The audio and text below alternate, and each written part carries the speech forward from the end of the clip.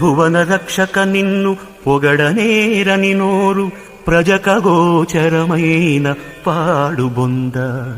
సురవరార్చిత నిన్ను చూడగోరని కనుల్ జలములోపల నెల్లి సరపుగుండ్లు. శ్రీరమాధిప నీకు సేవ చేయని మేను కూలికమ్ముడుని కొలిమి తిత్తి.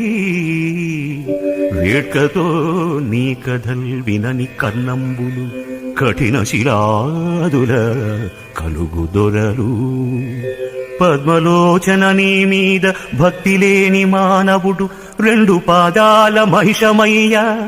భూషణ వికాస శ్రీధర్మపుర నివాస దుష్ట సంహార నరసింహ దురిత దూరా దురిత దూరా.